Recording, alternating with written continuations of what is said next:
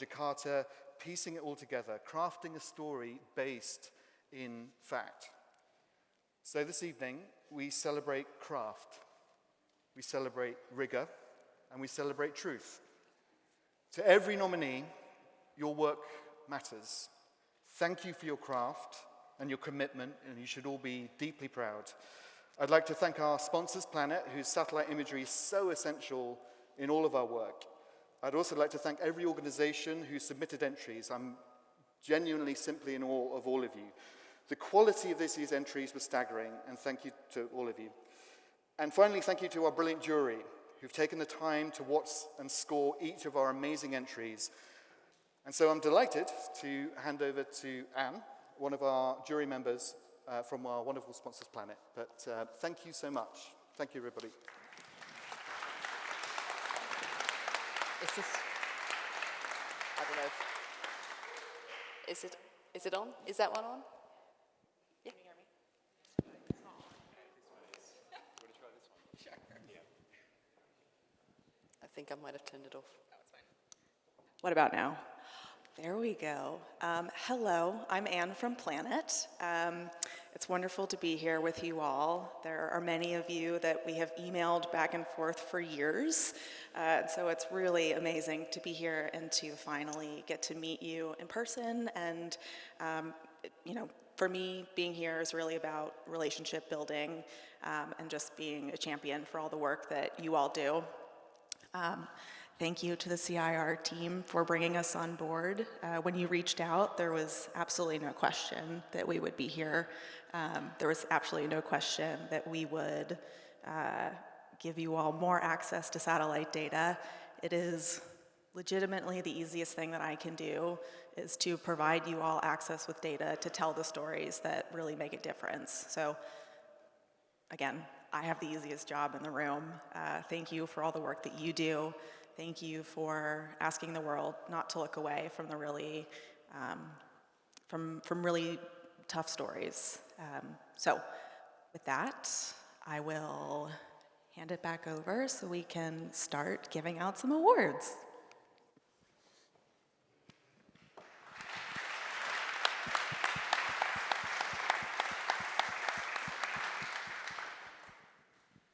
Thanks, Anne. Oh, that's very, very loud.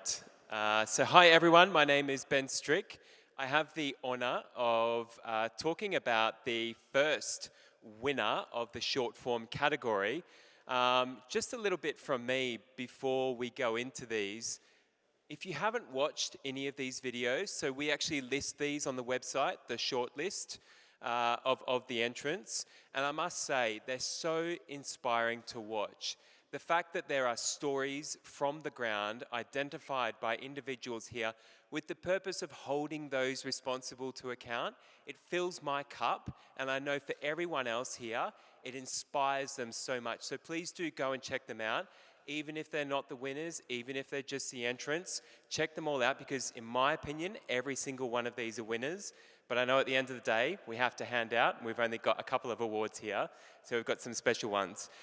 Before we tuck into these, we're going to have a look at a small snippet of each of the finalists for the short form category. Please play it. Following one of the deadliest attacks in nearly a decade of Islamist violence in Burkina Faso, a number of videos filmed by Al-Qaeda-affiliated militants emerged on social media. Reuters' visual verification team looked for visual landmarks and characteristics to pinpoint their location to 2.3 miles east of the center of Barsalago on August 24th. We examined the shape and position of two trees and their proximity to a newly dug trench containing more than 100 bodies. The bombing campaign focused on 3 areas: the southern suburbs of Beirut, the Bekaa Valley, and the country's south, which borders Israel. We analyzed over 240 Israeli airstrikes in the first month of Israel's countrywide offensive. Our team measured the potential reach of fragments from each one of these attacks. Experts call this a kill zone, a 340-meter radius around the target where shrapnel can tear through buildings and people. des enfants et adolescents ukrainiens embrigadés, nous avons enquêté sur ce sujet en analysant des centaines de vidéos sur les réseaux sociaux. Nous avons géolocalisé de nombreuses peintures à la gloire de la Younarmia, une organisation de jeunesse paramilitaire russe. Nous avons examiné toutes ces peintures. Toutes portent un QR code. Il renvoie vers le site officiel de l'organisation. As you can see, we have 3 amazing finalists here with 3 incredible and short investigations. The winner of... They each get to present. Oh, do they? Oh, okay, whoops. Sorry. I wasn't going to go into that yet. Wait for me to stop. Okay, passing on to the first one to present. Yeah, just hand out. So the first one was... Yeah, the first one, Reuters. Do you want to come up and present?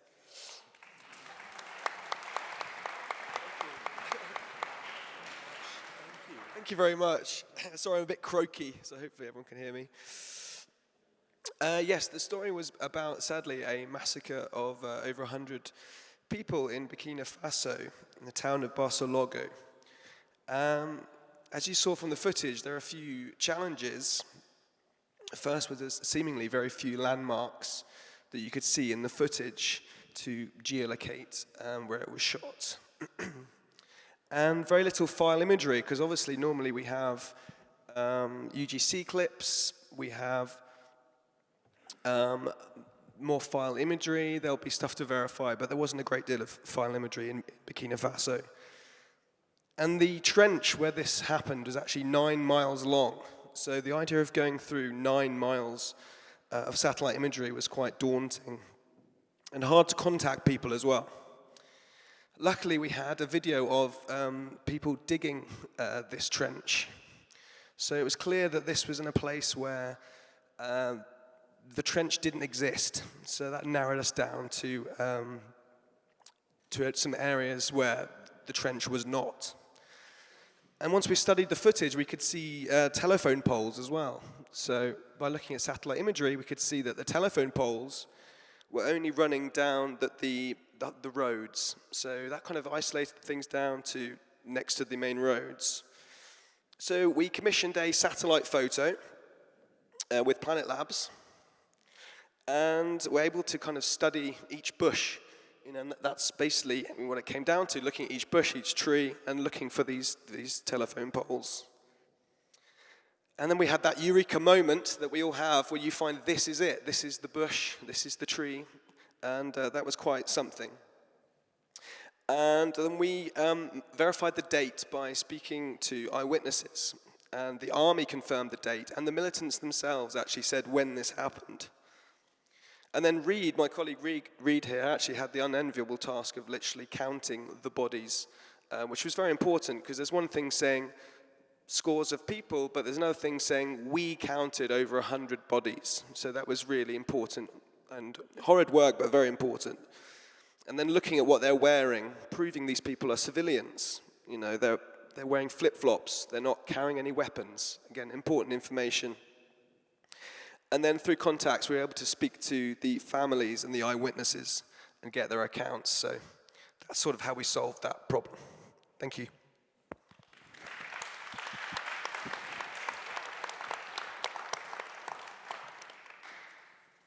Great. I'm not going to announce the winner yet.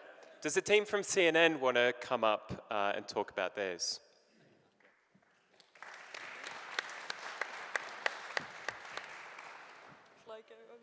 I'm not blocking. Go for it. Hi, I'm definitely usually behind the camera, so I'm not used to talking like this. But the genesis of this project came when Tamara, who's my co-reporter on the project, she was in her hometown of Beirut at the end of September, and she was reporting on Israel's bombing campaign there. So I started making a spreadsheet of all of the Israeli airstrike videos that I could geolocate and verify. I think most people who work in OSINT are quite obsessive and don't know when to stop, especially when there's a war. So obviously, I was working on my spreadsheet morning, noon, and night. But this was especially personal because, as well as being my colleague, Tamara is one of my best friends. So with every airstrike, I was calculating how far away it was from her. And then the Israeli military carried out an airstrike just outside Lebanon's biggest public hospital. And the question became about whether Lebanon's healthcare sector was going to be given, for want of a better expression, the Gaza treatment. And so I had my big spreadsheet, and we decided to map out all of those verified airstrikes, and we had hundreds of them, and all of the hospitals. Also, like, as a side note, there was no list of all the hospitals in Lebanon, which when I told Tamara, she was like, what do you expect? It's Lebanon. And I was like, oh, wow. So there is now, in case anyone needs it, because I made it. Anyway, so we found, we had this map of all the airstrikes and all the hospitals, and we found a real trend, as the video showed, of airstrikes in lethal proximity of hospitals. And that means that bombs were repeatedly dropped close enough that their shrapnel could not only damage the buildings, but kill people in the vicinity. So we're very grateful that our work has been recognized here.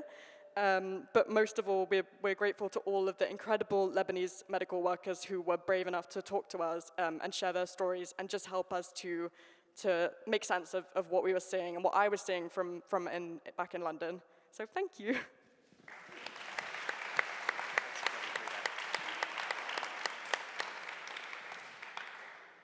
And France TV, would you like to come up?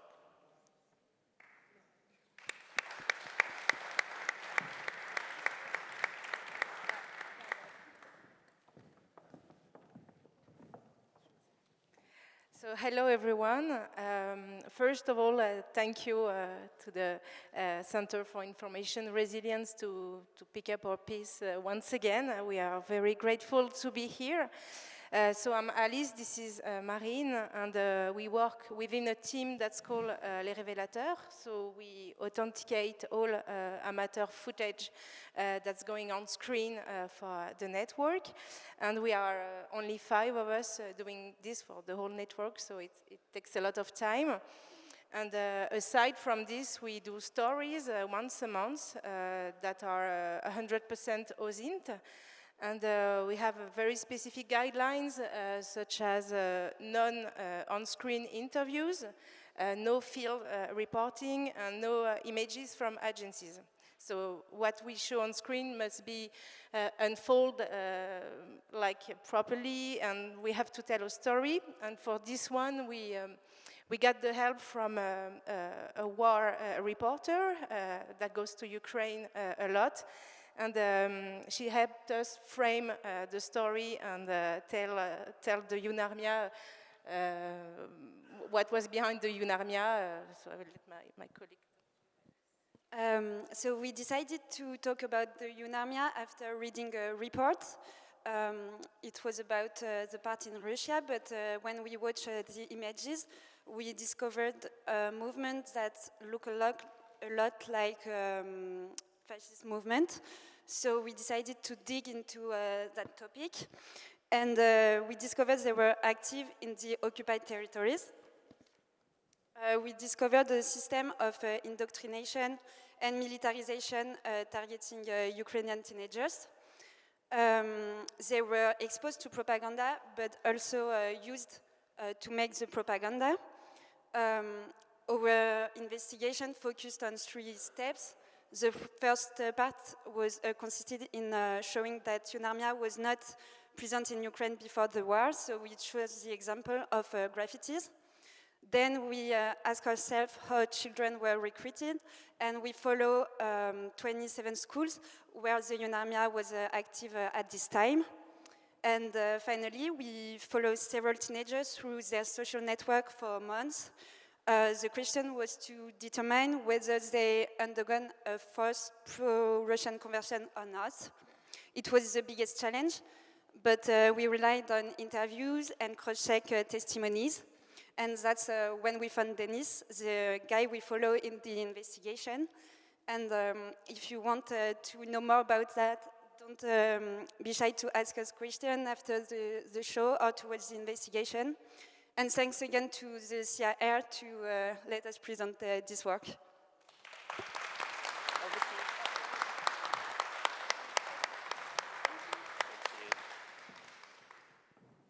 Great, now the time has come. So as you can see, judging between these three is extremely difficult. And I will say that first and foremost, all of the scores were quite unanimous in terms of ranking this one quite high. There are a number of reasons why this one was chosen. A couple of them were the fact that the lack of accessibility to this area meant that the reliance upon using open source techniques was so crucial here. The analysis of social media to tell an original story that actually hasn't really been told in a conflict that is quite heavily reported on is something so extremely unique. Lots of the judges that actually left remarks on this noted that they had no idea that this actually happened and that this was actually going on. But also for us personally, it was quite an impactful story, right? Because this is about the doctrination and the policy program ran in places like occupied Ukraine. So the winner of this one is France TV on UNAMIA. Congratulations, guys. Well done.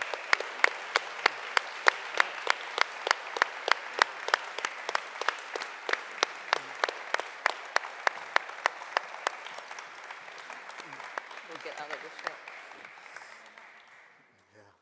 Okay.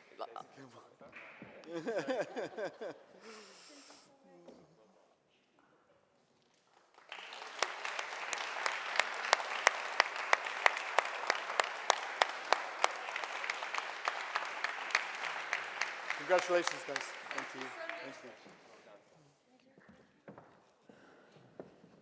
Right, now we're on to the mid-forms because we're going to have to roll through. We've only got 50 minutes in total. Let's first watch a little clip from everybody, and then we'll do the same thing again. Everybody can come and present.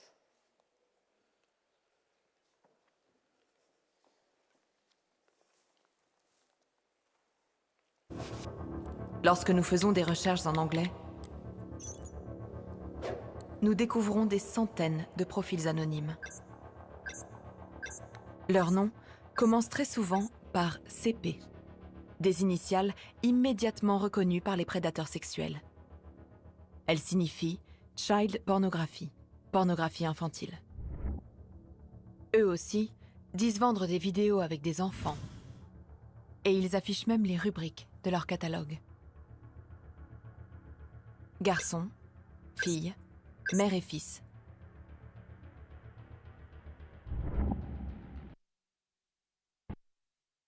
Cuando veo de que encienden la colchoneta, que pues eso fue muy rápido, ¿no? Las colchonetas fueron encendiendo más rápido, le iban tirando más. Los de migración no hicieron nada, pues vi que solo salieron. Entonces ya 5 minutos de que todo se había incendiado, el humo ya no dejaba ni ver.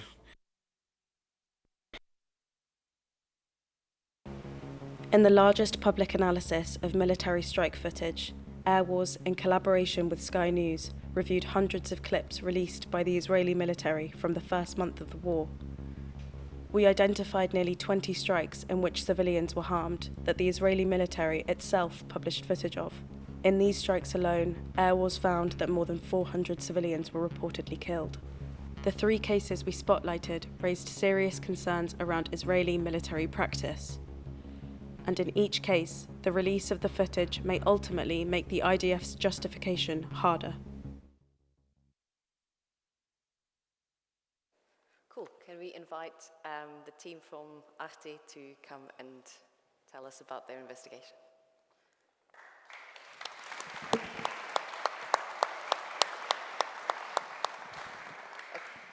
This one's working? Yes. Hello, thank you very much for having us today. So we are journalists for an investigative program called Data Sources on Arte, the Franco-German TV. And in our investigation, we use a lot of open source tools and OSINV techniques to uncover human rights violation issues related to migration in Europe, for example, war crimes. And we also work a lot on social media platforms, especially when they fail to moderate harmful content on their platform. So this investigation was about how predators operate on Instagram. Yeah, so it all started with a fake account that we created for the occasion, in a sense. And this fake account was for a young male of 20, and with no posts, no interaction. That's really important for us. And so with this fake account, that was credible but also innocent in a sense, we decided to test keywords. So with keywords like innocent keywords, for example, gymnastic, but also like more oriented keywords like bikini, for example. And in minutes, we found like dozens, hundreds, and thousands of accounts that were like awful, proposing like material.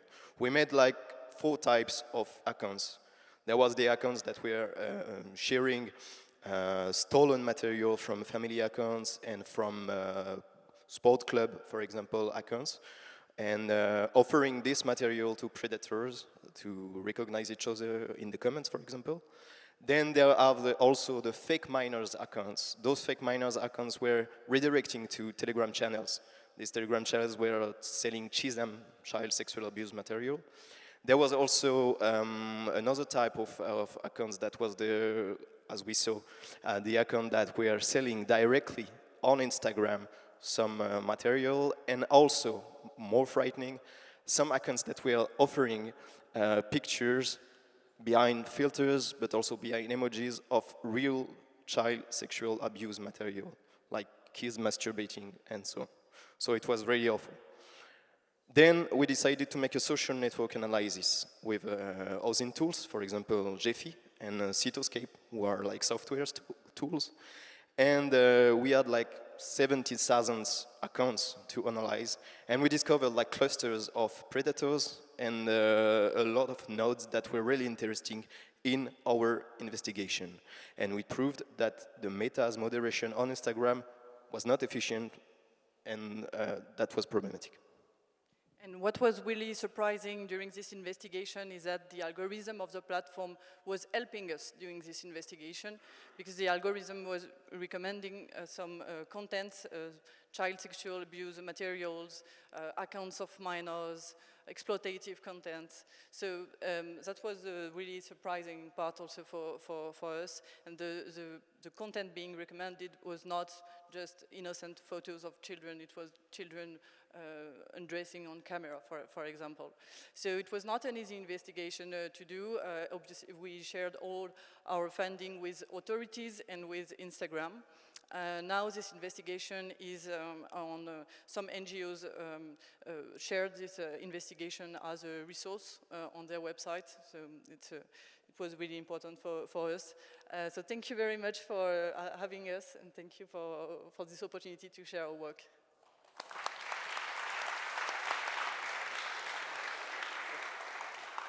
Next one, Lighthouse Reports. Thank you.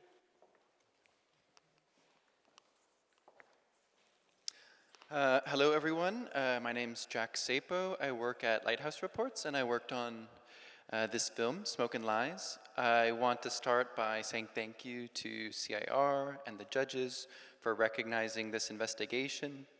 But more so, I want to acknowledge and really thank our collaborators on this investigation, La Verdad in Ciudad Juarez and El Paso Matters in Texas. You know, all of the investigations that we do at Lighthouse Reports are collaborative with other media partners, and this story, like all of the other ones that we work on, really wouldn't have been possible without these sort of trust-based local partnerships.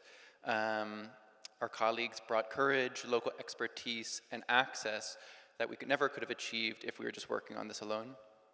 This film investigates the deadly fire that killed 40 men locked inside a government-run migrant detention center in Ciudad Juarez in March of 2023. And really our starting point for this investigation was just asking ourselves, why was this fire so deadly? 2/3 of the people inside the cell that evening died, and the Mexican government claimed in the aftermath of the tragedy that basically the deaths happened because the official with the cell key wasn't on the premises that evening. But our investigation showed actually that this key never left the building. Staff had access to it and simply didn't use it. There were fire extinguishers inside the center that were missing, broken, or used incorrectly, and moreover, emergency exits inside the facility were blocked, including one that had been sealed shut by concrete. There was a lot of mixed methodology that went into this investigation. In addition to traditional reporting, we analyzed over 240 hours of CCTV footage, including also social media footage. We actually had over 2,000 pages of case files, forensic documents, survivor testimony to go through the investigation, which we used Google Pinpoint to sift through with OCR capacities. And basically using all of this information, we built a 3D model of the center using Blender, and situated all of this information in space and time, basically to show how every system designed to safeguard people in the event of an incident like this failed on this evening, and how the victims were ultimately trapped. This was an impactful investigation. 11 people, including immigration officials and private guards, have since been charged. The investigation has been used by survivors and families in their fight for legal justice. We translated the investigation, not just published it in English, but also published it in Spanish, and also published some materials from the investigation in Quiche, actually, which is the local language of a large chunk of the victims who died on the night. This investigation reframed the narrative of the incident, which was presented by the Mexican government as a tragedy, but rather we reframed it as a preventable human rights disaster. Ultimately, I just want to end by saying thank you again for honoring this work, and for our colleagues who worked on this with us and risked a lot to make it possible in the end.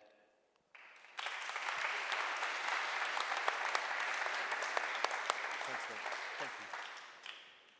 Airwars. And Airwars.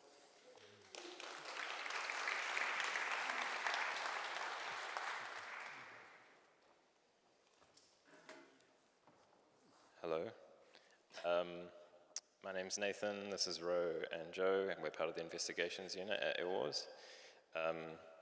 The war in Gaza has followed a trend that we've seen across the globe, where powerful militaries and armed groups are seeking kind of complete control over the information space so that they can obscure the truth and act with impunity. And that often means that the civilian perspective is lost in the kind of fog of war, and the military narrative prevails. And in the last year and a half, with the barring of access to international journalists in Gaza, more than 170 Palestinian journalists and human rights documenters have been killed. Meanwhile, the Israelis have published hundreds of grainy black and white drone clips of their strikes on Twitter, mostly with little to no context of what they're hitting. That constructs this narrative of a precise bombing campaign against Hamas and other military groups. But to understand the real human toll of this, often those outside Gaza have had to rely on images, videos, testimonies published on social media, and this is footage that's taken by Palestinians, not only journalists, but ordinary civilians. Oh, shit. Well, congratulations. I'm so sorry.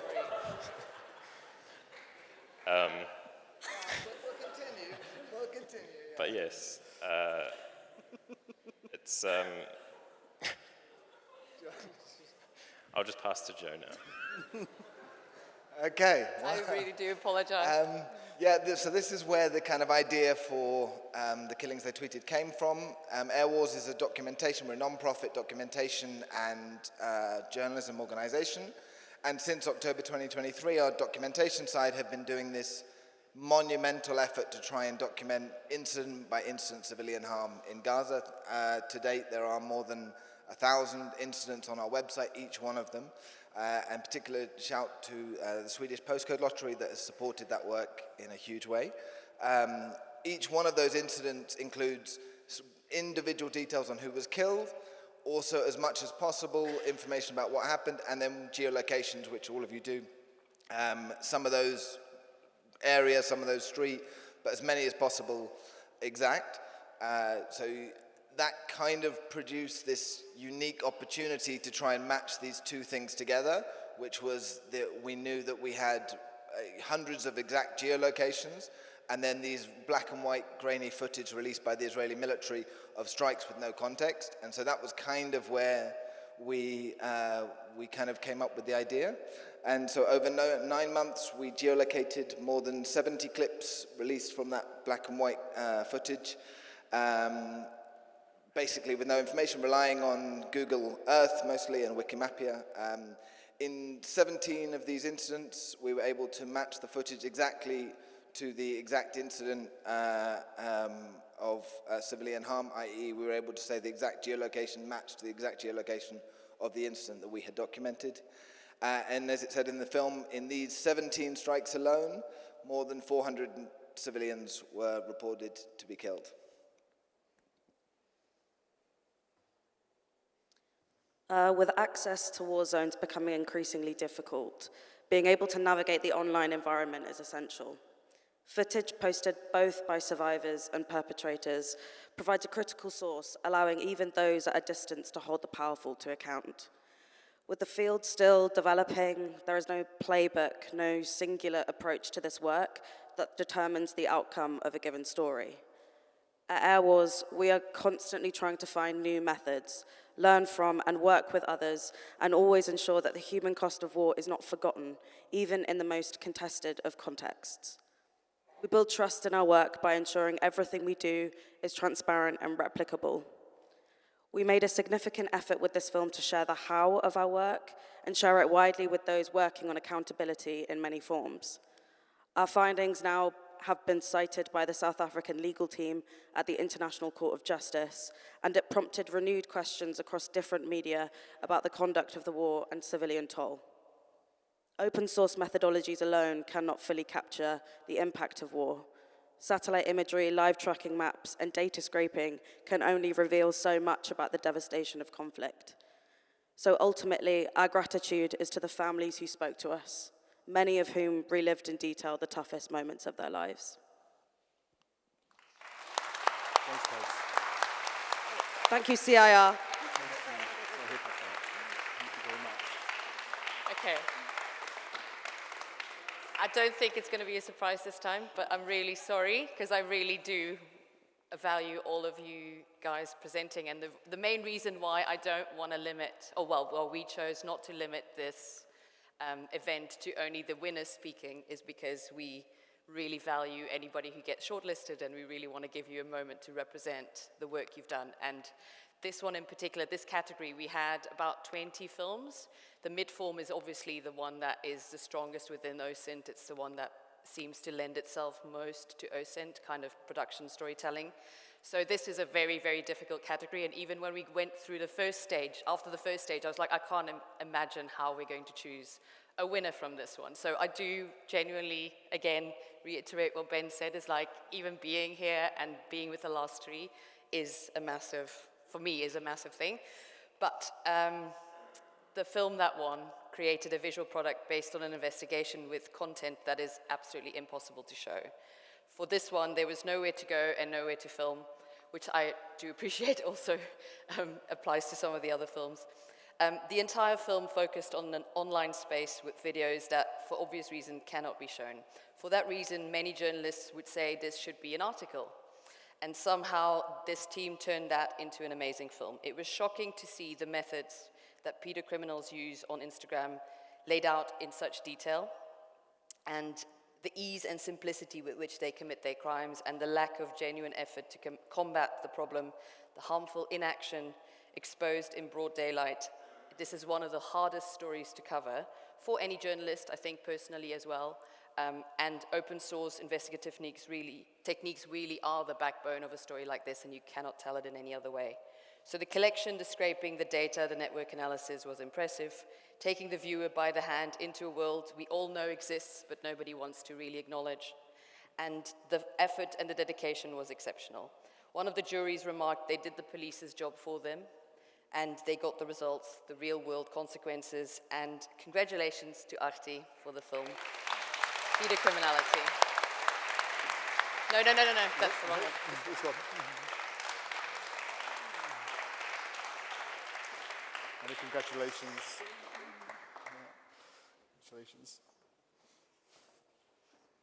Oh, sorry.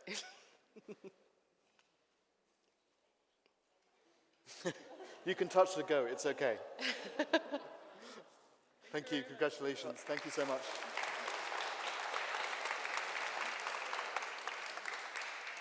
Right, we're on to the last one. So again, we'll have a quick snippet from every film for the long form category. Well, not the last one actually, there's the special recognition afterwards. Second last one. I keep messing up.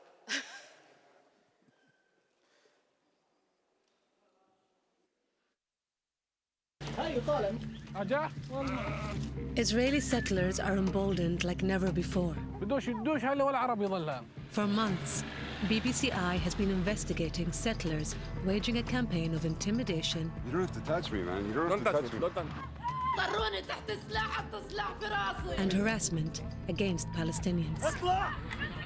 We reveal how one is accused of shooting a Palestinian man. And how organizations with ties to the Israeli government fund and support settlers in this growing movement. So will you let Palestinian families return to this area?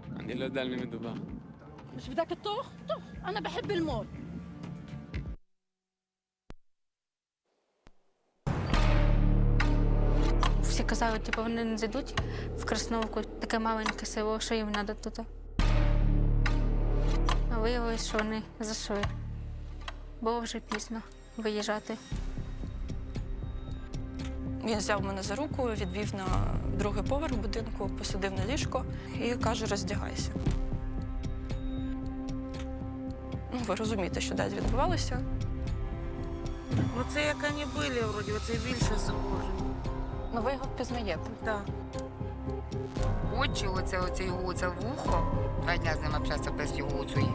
Понятно, що я людину запомню. Це вони номера свої ставили. Це Толькін і цього ж, і його жінка, так? Оце він да є. Він.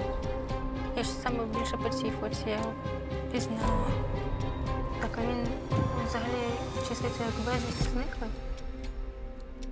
Ні, він живий.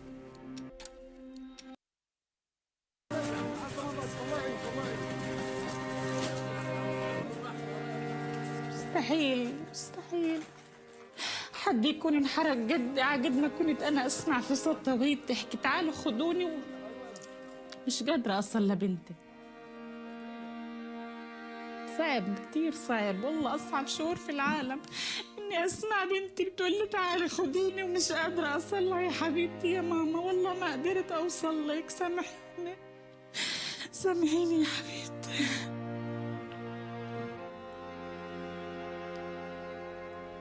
قدرتش أصل لها.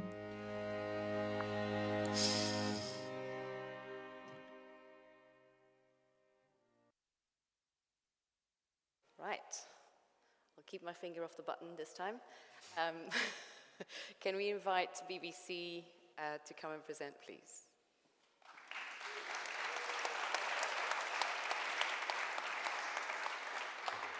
Cheers. Hello. Didn't expect there to be a lectern. Yeah, so I think, I hope what the film tried to do, perhaps with all the amazing sort of work, the filmmaking Matthew and Eamon did on the ground, and then also with the investigative stuff we did from London as well, was to sort of show audiences and lay bare mechanisms that are underpinning and allowing and backing up the occupation in the West Bank, especially after October 2023. And so from the sort of more open source side of that, that was, you know, looking at the individual case of, which you saw briefly there, well, a incident of settler violence where one Palestinian man was killed and 3 others were very badly injured by this sort of, you know, one notorious settler and a gang of others. And that was a case of piecing together all of the footage that had been filmed on the scene by a number of different people and just trying to recreate, you know, what had actually happened and trying to give some sort of level of accountability to that daily violence, which so many Palestinian communities across the West Bank are subjected to, but also sort of trying to take it up to the next level and thinking about, you know, almost trying to map out these settlements and outposts that are, you know, have been popping up and are popping up in an even more accelerated rate now. And sort of thinking about the geography behind that and how these are not, you know, being built in accidental spaces and you know, it's being manufactured in a way to limit Palestinian life in almost every way. And then just finally, to try and have that level of accountability, obviously you see in the footage there that, you know, Israeli soldiers are watching on at specific incidents of violence, but also working with, I don't think she wants to be named, but a brilliant Israeli-American journalist who helped us out. We were able to sort of uncover these open source court documents that were out there, just hadn't been found, which sort of laid bare and really showed how, you know, very big, very wealthy, very powerful organizations were funding and facilitating these, you know, these outposts and these settlements that were leading to the daily violence and intimidation that is, you know, was documented on the ground. So that was that, and then just to also say, obviously we've got Amir and Matthew here, but it was, you know, it was a huge team effort, and just to thank, you know, as I mentioned, Eamon, but also Ziad, who worked with us on the project, Simon Cox, Mustafa Halili, Jasmine, who did all the incredible graphics, and the wonderful Bettina, who, you know, cut the film together in such an amazing way. Did I forget anyone? That's everyone. Do you want to add anything at all? No, it was perfect. I'll just say a couple words. Maybe you can tell by my gray hair, I'm not really an OSINT person, but I do know I was in the field, as Jake said, you know, documenting the settler violence, and even for those of us in the field who were, you know, chasing around the settlers and recording the incidents of violence, it was difficult to understand the scale of this issue until Jake and the team in London started going through the data and you know, actually showing just how, as he was saying, systematic this issue is. So, you know, just kudos to all you guys who do this OSINT work. It's very important. It's great for field journalists like myself to be able to collaborate with all of you. So thank you. And thank you to CIR. Thanks very much. Thanks, guys. The next team, Kiev Independent. Hi everyone, my name is Olesa. I'm a journalist of Ukrainian English language media Kiev Independent, and I'm a part of the War Crimes Investigations Unit. Sexual violence is a tool that is used during war as a weapon, and Ukraine is not an exception. 2 women from the regions that were most affected by sexual violence agreed to tell their stories. We knew that both crimes took place in March 2022, shortly after the beginning of the full-scale invasion. In the first case, the survivor knew the name and the call sign of the perpetrator, and that he was from occupied territories of Ukraine. Law enforcement officials created a facial composite of the suspect. However, 2 years later, the soldier has still not been identified. In other case, the survivor knew the name of the perpetrator, but as well we need to establish his identity, and we need to establish a chain of common responsibility in that case. Commanders bear responsibility for war crimes committed by their subordinates, and holding them accountable is a crucial part of justice. So what challenges did we face during our work? On the first months of the war, there were little information, reliable information. And also we had limited information about one of the perpetrators. As you see, name and call sign is not enough for identification. Also, it was a challenge to obtain information from occupied territories, as that soldier was from Donetsk, and units there were formed especially before the full-scale invasion. So we didn't have even leaked lists of personnel because they might not have existed at all. It was important for us if those who committed war crimes were held accountable, but Russia doesn't make such information public. To obtain some information, we worked undercover. And the main challenge, as for me, as for journalists, was to work on such an extremely sensitive topic. It was crucial for us not only to uncover details of perpetrators and of those war crimes, but also to conduct the communication ethically, so not to re-traumatize the survivors. So we worked for 10 months, and finally we identified those soldiers with name and with his call sign. We returned to the village that was under occupation. We interviewed witnesses. We uncovered previously unknown evidence and reconstructed timeline of that events. We used OSINT, leaked databases, information from social media, videos published by Russian soldiers online, testimonies of Russian POWs, and we worked, as I said, undercover and a lot with our sources. We identified the specific unit to which the soldier belonged, as well as higher-level Russian military unit. In the second case, we also established the identity of the soldier. Both survivor and other witness recognized him.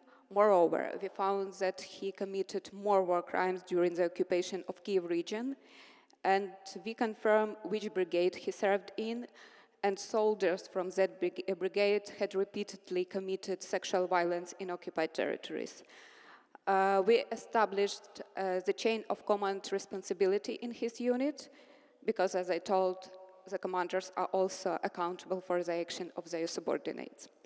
A few months later, after the publication, law enforcement issued an absentia notice, suspicion in absentia, for that soldier that we identified.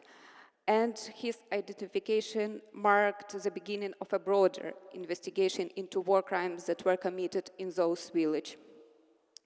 In other case, the survivor filed a report of sexual violence with the law enforcement authorities abroad. We also passed all the information and evidence that we had. And also very important sign for me, after the story was released, women from one of the villages, of survivors' villages, they started to testify about the sexual violence they had experienced during the occupation. Thank you.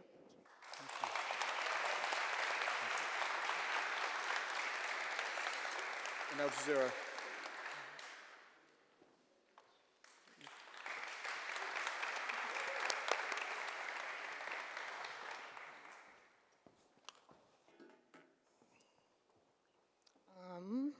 Thank you to CIR for this recognition. We're very, very honored. I'm very bad at public speaking, so for my portion of this, I'm sorry for the next couple of minutes of your life.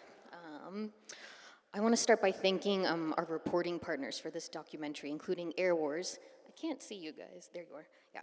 Air Wars and Forensic Architecture, Earshot, and Sanad at Al Jazeera. I know the emphasis for this is obviously open source work, but the reality is that we couldn't have done these investigations or the film itself without our Palestinian colleagues in Gaza.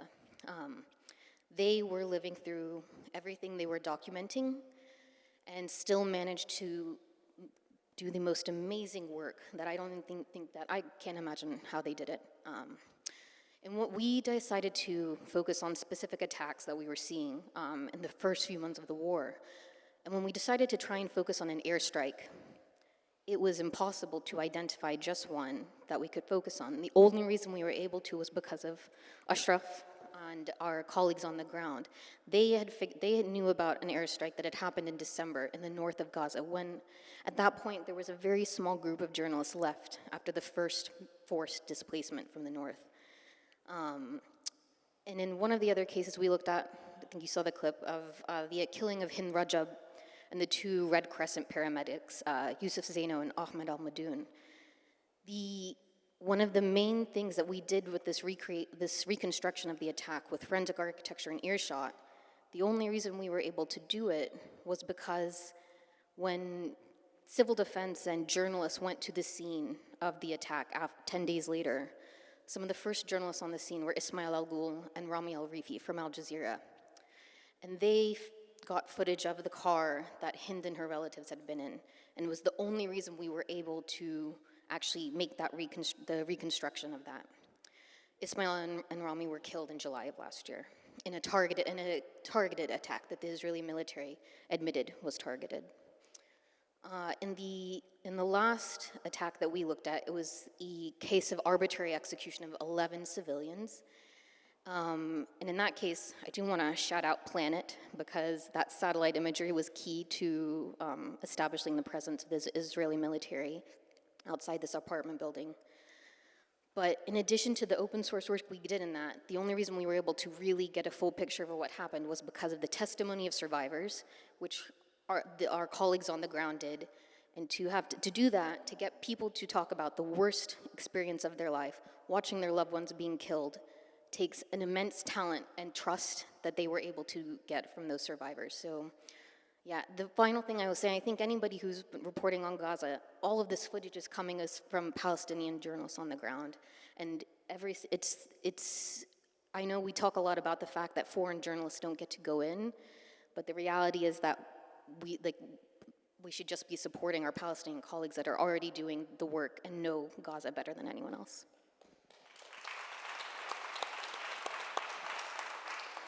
That's actually a perfect place to pick up from Kavitha. I just wanted to acknowledge, as we all sit here today, that more than 200 of our colleagues have been killed in Gaza. As journalists, it's our duty to hold those responsible accountable, and at the very least, to condemn it unequivocally. Though we filmed this over a year ago, the horrors we documented remain a daily reality for more than 2 million Palestinians in Gaza, even as we gather here today. It took tremendous strength and courage for the Salim, Al-Ghaf, and Rajab families to speak with our team. Despite their overwhelming grief, they never lost faith that telling their story might move someone or help end this nightmare. We hope this film stands as a record so that the world knows what happened and that one day there may be justice and accountability.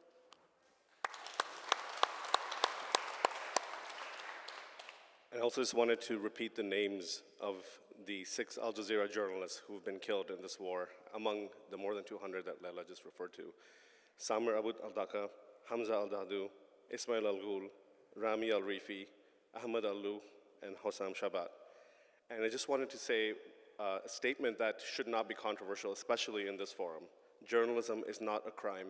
Killing journalists is. Thank you.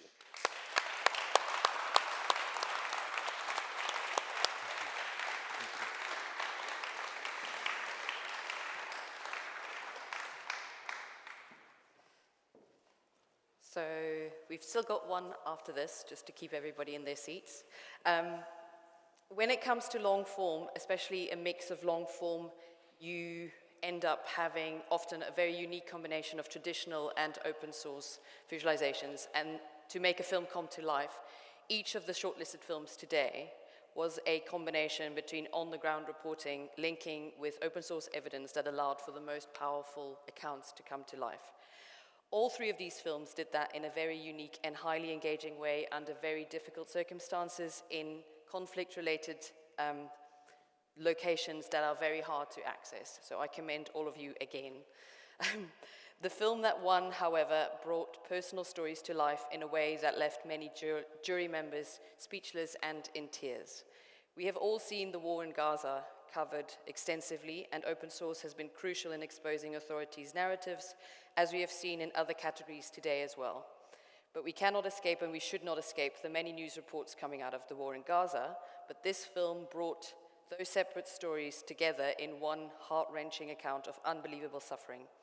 On top of that, the cinematics were exceptional, especially given the circumstances in which this was made. So the open source investigative elements covered so many layers. And we also wanted to point out that this was a truly collaborative open source endeavor, as that you had actually quite a lot of the different teams here involved in the reporting for this film. So it was truly collaborative. This film hit very hard, and it's one for the history books. So congratulations to Al Jazeera.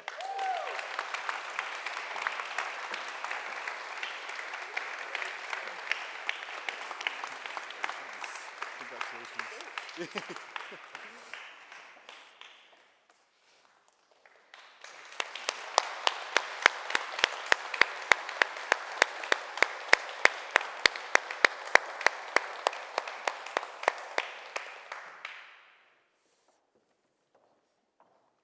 And for those of you who were here last year, we still have a special recognition award which we reserved for between all categories.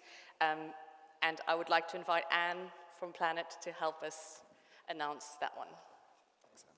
All right, I'll bring it on home. Yes, so for the second year, the CIR members of the jury and now Planet wanted to highlight an investigation to honor with a special recognition award for open source techniques.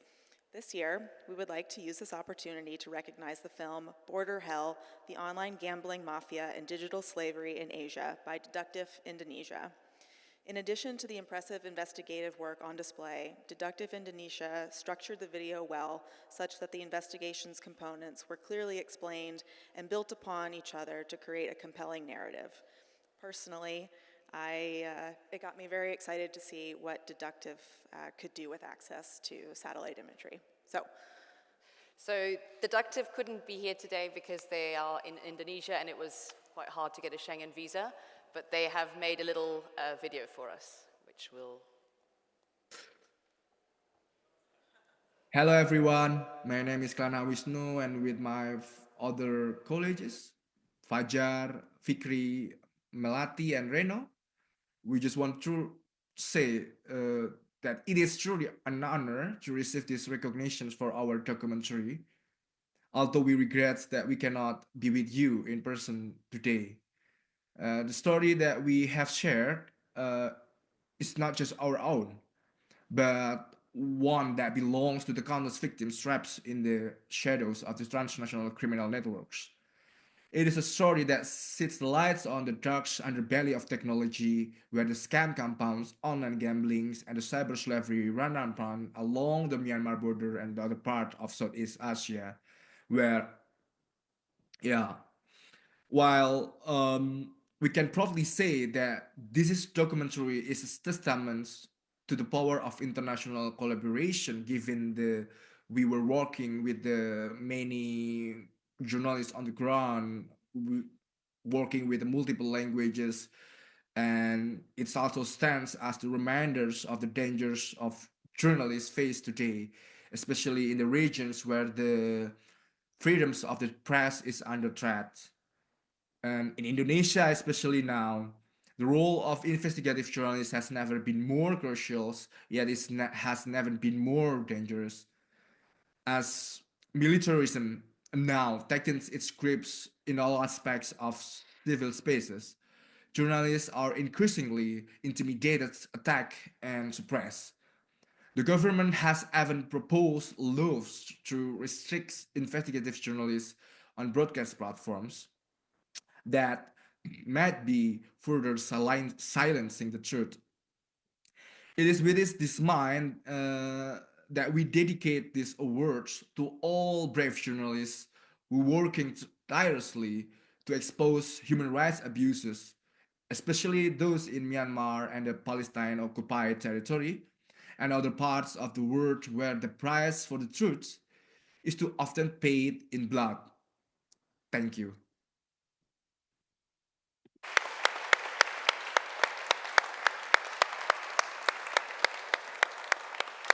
So I think we would like to invite, after we're all done, the winners to come and have another photo with the photographer over there, and to remind all of you that we've got drinks at the Hotel Priori Secret Garden, and the address is up here. And we wanted to again thank Planet for the amazing prize. So everybody today who's won has got access for a year to their subscription service. And everybody here, thank you for coming. Thank you for sending us your films. Thank you for trusting us with this. And yeah, it's been an honor to be here. Thank you. Thank you, everybody. Would you like to come?